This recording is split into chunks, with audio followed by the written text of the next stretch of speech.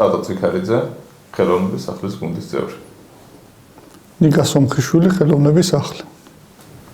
მარიამ შამბერძე, ხელოვნების სახლის და გოროლ ფოტოგრაფთა კლუბის წევრი.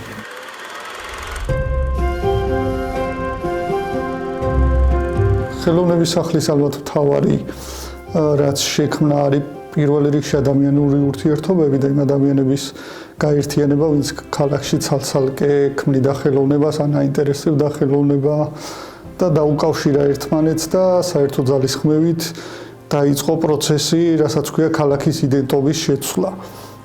ყველა ვისაც არ უნდა კითხო გორში თუ გორს მიღმა, გორი არის სტალინის ქალაქი. და ჩვენი საქმიანობის რა მცირე პერიოდის მერე შეიქმნა ახალი იდენტობა გორი როგორც თანამედროვე ხელოვნების ქალაქი და უკვე ბევრი ესე იცნობს. არაერთი შემთხვევა გქონია რომ სტუმრები ვინც ან თანამშრომლია ჩვენთან ან რაღაცა შეხება ქონია მე ამბობენ რომ ეხლა უკვე ვიცი გორშილისთვის ჩამოვიდე და თქვენთან მოვალ. ეხლა გორი არის ხელოვნების ქალაქი და არა სტალინის ქალაქი. ალბათ ეს არის ერთ-ერთი ყველაზე მნიშვნელოვანი ფაქტორი, რაც შევძელით შეგვექმნა, ან პროცესში ვართ, რომ შევქმნათ კიდე. ამ სივრცემ შეძლო ის, რომ ახალგაზრდა ხალხი შეიძლება რაღაც ძალიან დიდ მასშტაბებზე არ არის საუბარი, მაგრამ შეძლო ის, რომ ქალაქში დატოვა და საკუთარ თავი აპოვნინა რაღაცნაირად. მაგალითად, კონკრეტულად მე ვარ ის ადამიანი, რომელიც სტუდენტობის პერიოდში ვცხოვრობდი თბილისში, ყველანაირად გორში დავიბადე, გავიზარდე და საერთოდ არ მიყვარდა იქაურობა, არანაირი ინტერესი არ მქონდა ამ ქალაქის მიმართ და ეხლა ვარ ერთ-ერთი ადამიანთაგანი, რომელიც დარჩა ამ ქალაქში და ცდილობს რაღაცნაირად, რომ რაც შეიძლება მეტი სიახლე მისცეს და რაც შეიძლება მეტად შეისის ხორცოს, ასე ვთქვათ, იქაური ეს ხასიათი, რაც ამ ქალაქს აქვს და როგორღაც საკუთარი თავი გამოხატო ამ ქალაქში უკვე შენი რაღაც გასაკეთებელი რაც გაქვს თითქოს შენგანაც რო ბრძნობ რაღაც ეს პატრიოტული, ასე ვთქვათ, ჟინი რომელიც შენგანაც გაქვს უკვე რაღაცნაირად გააღვივა ამ სივრცეებში და ჩემთვის შექმნა ქალაქში რაღაც თავისუფალი გარემო, სადაც შემიძლია შევხვდე ხალხს, რომელთაც გავაზიარებ საკუთარ აზრებს, ვისაუბრებ ხელოვნებაზე, შევქმნით ერთად სხვადასხვა ნამუშევრებს ვიქნებათ თუ გამოფენები თუ ასე შემდეგ. ასე რომ ჩემ შემთხვევაში არის უზარმაზარი გარდატეხა, რომელიც მოიტანა ჩემს ცხოვრებაში და არის ერთი დიდი ოჯახი ჩემთვის და რაღაცნაირად განუყრელი ნაწილი არის უკვე ჩემს ცხოვრების. ხო, შენგან განსხვავებით მე ჯერ კიდევ სკოლის პერიოდში მოვხვდი და მოვაჩინე ხელოვნების სახლი მაშინ არ იყო, მაგრამ ფოტოგრაფთა კლუბის ის ადამიანები დღეს ვინც იქ მუშაობენ და ჩემ შემთხვევაში მოახდინე გარდატეხა და თუ დღეს მე ვინმე ვარ და რამეს ვაკეთებ, იმიტომ რომ აღმოაჩინე ეს ხალხი, ეს საქმიანობა და შემდეგ პროფესიაც შესაბამისად გავაგრძელე და ამან განაპირობა რომ დავრჩი გორში და თუ რამე ჩემი შორეულ გეგმებში რამეს განვიხილავ, არის გორში ცხოვრება და გორში რაღაც ვკეთებ. ხელოვნების სახლი. ხო, ხელოვნების სახლთან ერთად. ხო და ეს მნიშვნელოვანია რომ ერთეული მაგალითები არ არის და ბევრი ადამიანი მოსულა ჩვენთან, ну ძირითადად სკოლის მოსწავლეები მოდიან ხოლმე, სწავლობენ, ერთმანეთს უცოდნებს უზიარებთ და მერე ირჩევენ პროფესიებს. და ცხოვრობენ ამ პროფესიებით და ან ვითარებენ პროფესიასაც საკუთარ თავსაც. რამდენი სტუდენტია რაღაც სახელოვნებო ფაკულტეტებზე ყველგან არის უკვე ხელოვნების სახლის რეზიდენტი, ბავშვი, ხელოვნების სახლიდან გამოგზავნე. იქ ეგრეულე რა იქიდან აღარ. 2013 წლიდან ვიყავით პროფესიული გაერთიანება გოროლ ფოტოგრაფთა კლუბი და სულ გვინდოდა პერიოდულად რომ გქონოდა გამოფენები, ან საჯარო შეხვედრები, ფოტოგრაფიის კურსი და ამისთვის სივრცე ქალაქში არ არსებობდა. არ იყო არც ერთი საგამოფენო დარბაზი და ეს ამ სურვილებით და იმით დავიწყეთ მოძიება შენობების, ვიპოვეთ ეს დაბინძურებული, განადგურებული შენობა, რომელიც დროთა განმავლობაში აღვადგინეთ და საკრებულოს პირველი წარუდგინეთ წინადადება, რაც გავაკეთებდით და რასაც ვაკეთებთ, ყველაფერი თავიდანვე მქონდა ჩამოწერილი, რომ ეს იქნებოდა საგამოფენო სივრცე, ღია შეხვედრების სივრცე, ლექციები, სასწავლო კურსი და ეს ყოველ 2 წელიწადში ვანახლებდით ამ პირობით და ჩვენ არც ერთი პირობა არ დაგვირღვევია, რაც გვეწერა და მე უფრო განვავრცეთ, ყველაფერს ვასრულებთ, ვაკეთებთ დღემდე ავტორთ და როგორც ასეთი რომ კონკრეტულ შენობას კონდეს მნიშვნელობა არა, ეს დატო ამბობს ხოლმე რომ ხელოვნების სახლი ხალხია და არა შენობა და მნიშვნელობა არ აქვს დავრჩებით ამ შენობაში, არ დავრჩებით, ჩვენ საქმიანობას მაინც გავაგრძელებთ და ვეცდებით ვიყოთ ხო. ოდესღაც ქონდა ამ შენობას ის მნიშვნელობა რომ შეგიძლია იმ ქალაქში რომელშიც რაღაც ნაკლები ბევრი არაფერი არ ხდება, სრულ ენთუზიაზმზე დაიწყო რაღაცა შექმნა და შექმნა ისეთი რაც ადგილობრივ ახალგაზრდებს და არა მარტო ახალგაზრდებს მოსახლეობას მისცემს კულტურულ საზრდოს და რაღაცა განვითარების საშუალებას. რა რეალობაც არ უნდა დადგეს მომავალში, არ განიხილება არც ერთ შემთხვევაში, რომ ჩვენ გავჩერდებით, დავიშლებით და ყველა თავის გზაზე წავა. თან ამას ის ემატება, რომ უბრალოდ კი ეს რაღაც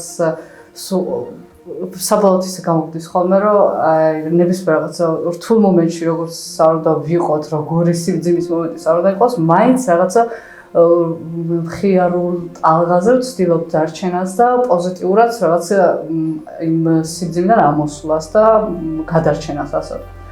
მაგრამ აი მაინც რომ გადახედა რაღაც ერთიან ფოლს, იმდანაც სევდიანია ეს ამბავი, იმიტომ რომ ეს შენობა, რომელზეც ახლა ჩვენ ვსაუბრობთ, ხელოვნების სახლის შენობა, სადაც ჩვენ ვართ, იყო ისეთ მდგომარეობაში, რომ იმის გვერდით რომ გავიდე, საერთოდ ვერ ხვდებოდი თუ იქ შენობა იყო, საერთოდ რამე თუ ხდებოდა, რაღაცა არ ვიცი, ბურუსით მოცული გალავანივით იყო და მე არც ვიცოდი, სანამ ხელოვნების სახლი და გოროფოტოგრაფთა კლუბის შესახებ არ გავიგე, მანამდე არც ვიცოდი თუ შიგნით რამე იყო საერთოდ.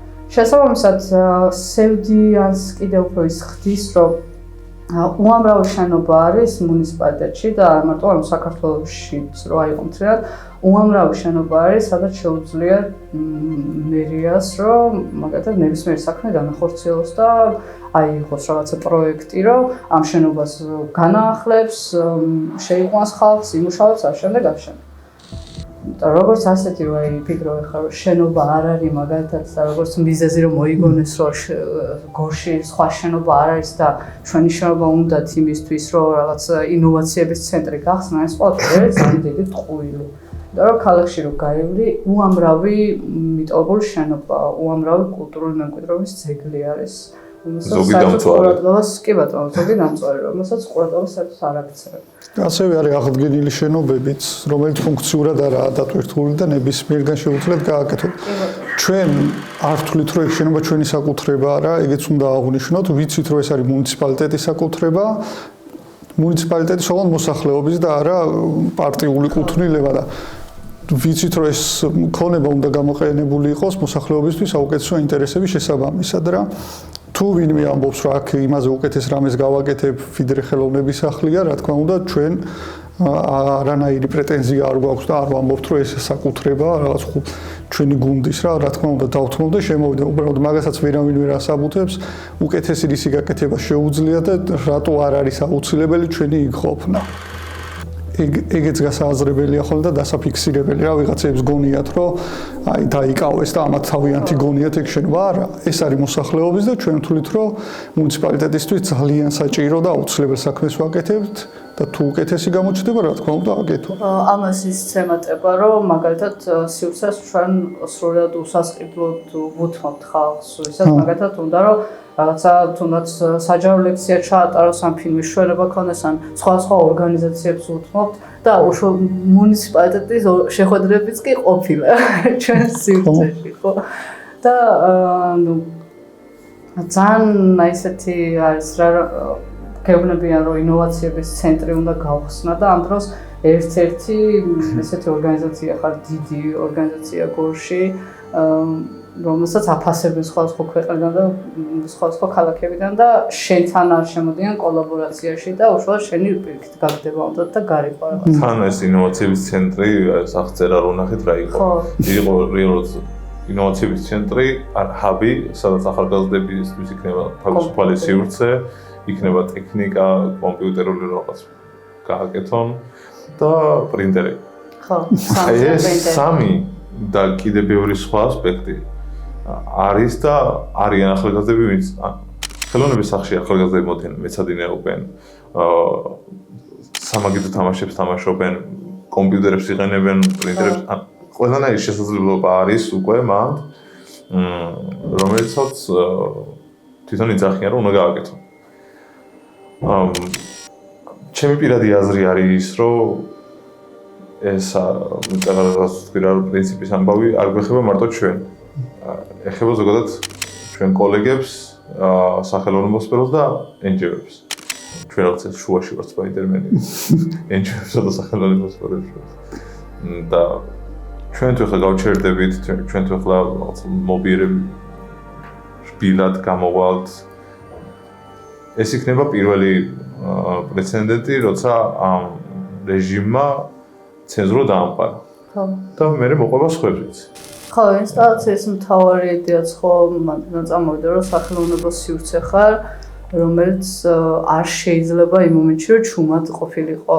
და ხო რაღაცა ისეთ პერიოდი იყო, რომ მთელი საზოგადოება აქციებზე იდგა, მაგრამ როგორც ასეთი რაღაც კონკრეტულ რამეგით განხსენდებათ, რომ აი ვინმეს რაღაც ისეთი გაეკეთებინოს იმ მომენტში ხმაურიანია შემდეგ და ჩვენ უცბად ჩვენ გამოვიდეთ. ხო, რაღაცა ისე გამოვიდა. რეალურად კი ვიცოდით ის, რომ ამას არ მოყვებოდა კარგი შედეგები, მაგრამ რეალურად ჩვენ რო დავსხედეთ და ვისაუბრეთ წინასწარ ამ ყველაფერზე, ის არ გაგვიხელია, რომ ამ ხელი გამოხმაურება მოყვებოდა თუ არა, უბრალოდ ვიცოდით, რომ ადგილობრივ დონეზე ძალიან ცუდი რეაქცია ექნებოდა.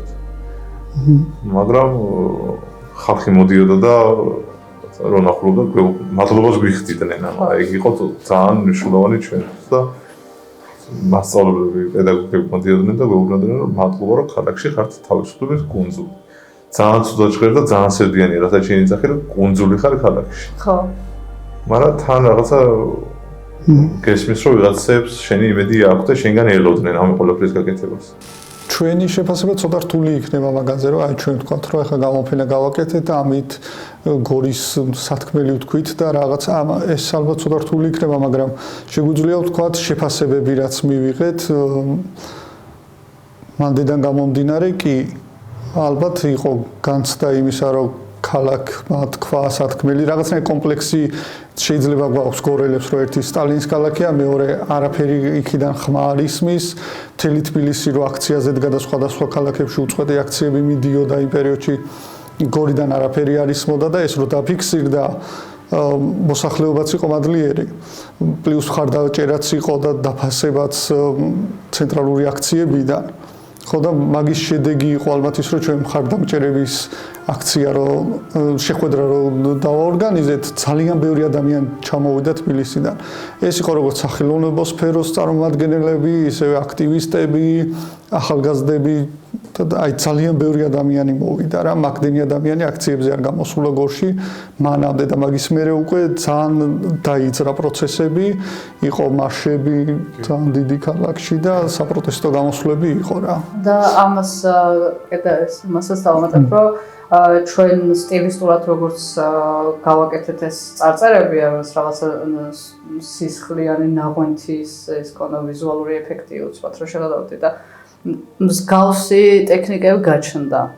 თუ დააკვირდი, ანუ აქციებზე, ბანერებზე გაჩნდა, უშუალოდ ეს წარწერა გაჩნდა, რომ ნაუმარი ქალაქი ბოდიშს არ იხდის, უშუალოდ აქტივისტები ეძახდნენ უკვე ხმამაღლა ამას და აი მაგით უფრო ხვდები რომ რაღაცნაირად იმუშავა ამ პავმა.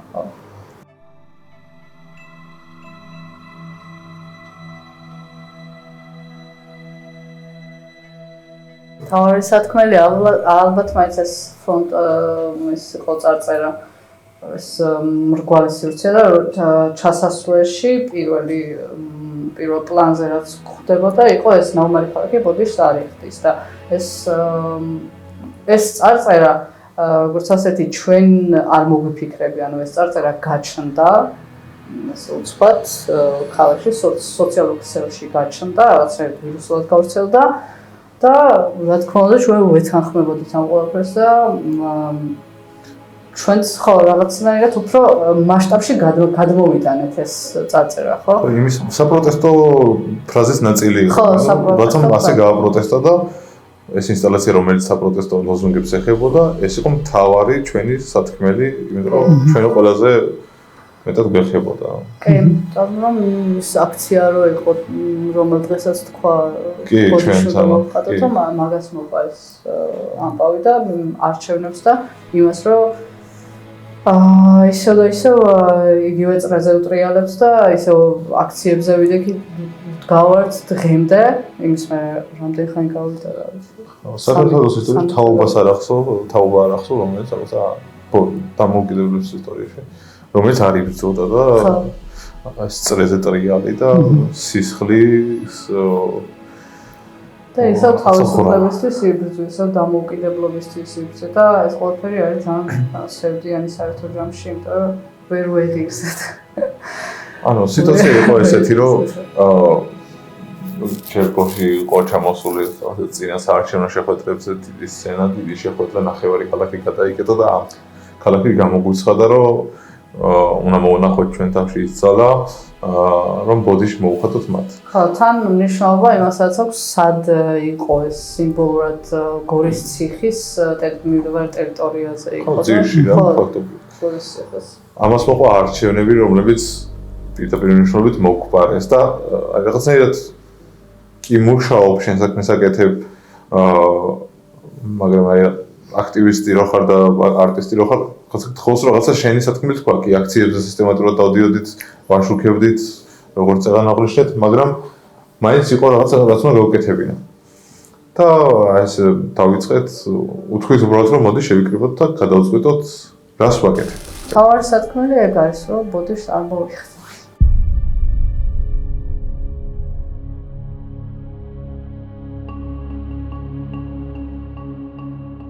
საბოლოო ჯამში გამოიკვეთა ჩემთვის მართლა ის არის რაღაც ძალიან საყვარელი ფრაზა საქართველოს გრუბლიანციდან 26 მაისმა ჩამოვანათა. ხო. იმიტომ რომ ჩვენ ამ ინსტალაციაში მოვაქციეთ დამოუკიდებლობის საქართველოს ისტორიაში ყველა ლოზუნგი რომელიც დამოუკიდებელ საქართველოს ეძღვნებოდა და აპროტესტებდა რუსულ რეჟიმს მის წინააღმდეგ, რუსულ ჩექმანს. ესე გამოვიდა. და რაღაცნაირად ეს იყო პირველი რესპუბლიკის დროინდელი ფრაზა, რომელიც ნოე ჟორდანიამ გააჩქარა და რაღაცნაირად მე ძალიან დამამახსოვრდა და ძალიან შემიყვარდა. ხო, მე მას სულ მიტრიალებს თავში ალბათ, იმიტომ რომ იდეურად სახანეს მოუყვებით, რომ ისევ ამ წრეზე ტრიალს გამოხატავს ჩემთვის ეს ფრაზა, რომ დედა მე აქ ვდგავარ, იქ სადაც იდგა დედაშენი და მამაშენი და ზუსტად თითქოს აი ჩემი სათქმელი იყო და გამოხატავს იმ სევდას ჩემთვის რაც ინსტალაცია იყო შესაბამისად.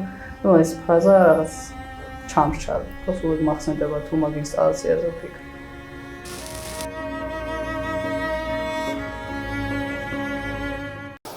ყველაფერი დავალაგეთ პირველ რიგში, შემდეგ დაგვეხმარა ჰოლანდიური ფონდი, რომლის ფინანსური და ფიზიკური ძალის დახმარებით სტუდენტები იყვნენ ჩამოსულები, რამდენიმე 20-მდე სტუდენტი და გავარემონტეთ ერთი დარბაზი. მერე უკვე ევროკავშირის გრანტი წამოვიდა მერები თანამშრომლობისთვის ესეთ პროგრამა აქვს და იქ მოვიპოვეთ დაფინანსება, ну პრაქტიკულად ჩვენი თანამონაწილეობით დაიწერა პროექტი, რომელიც მერის აიფმა მოიგო და გარემონტდა და ქალაქს შევძინეთ როგორც ახალი შენობა, ასევე კეთილმოწყობილი სკვერი, ტურისტული შენობა და რაღაცები, ну იმ პროექტში იყო გათვალისწინებული და გავიხსენით და დავიწყეთ მუშაობა და რა ამაზეც გვინდა ხოლმე ლაპარაკი, რომ რამდენი გამოფენა იყო, რამდენი არტისტ შეუწყვეთ ხელი, რამდენი ლექცია და შეხვედრა ჰქონდა თავისუფლებაზე. მაგალითად, ერთ-ერთ დარბაზს ჰქვია მერაბ მამარდაშვილის სახელობის თავისუფალი აზროვნების სივრცე და ჩვენთვის ძალიან მნიშვნელოვანია, რომ თითქოს პირველმა დავიწყეთ იმაზე ლაპარაკი, რომ მერაბ მამარდაშვილი დაიბადა გორში და ეს უფრო მნიშვნელოვანი ღირებულება, ვიდრე სტალინი რო დაიბადა. ხო, ამას მოვაყოლეთ street art-ი, დავწერეთ ქუჩაში თავისუფლება შენ ხარ, მერაბ მამარდაშვილის ციტატა პირდაპირ და აი ამაზე ძალიან მუშაობდით, რომ იდენტობის ნაწილი გახდეს ეს გორისთვის და არა როგორც პიროვნება და კულტი იყოს მნიშვნელოვანი, არამედ ის რაც უსაუბრია და რაზეც გვასწავლიდა ცოტა ისეთი ფრაზა სასაცილო, მაგრამ ხო თავისუფლება, თავარი ღირებულება, რაც ჩვენთვის არის ის, რაც მერაბიც ამბობდა რა, რაც გავითავისეთ, რომ თავისუფლება ჩვენ თვითონ ვართ და ჩვენ თვითონ დავაკეთოთ ის, რაც გვინდა, დავაკეთოთ ყველაფერი თავისუფლად.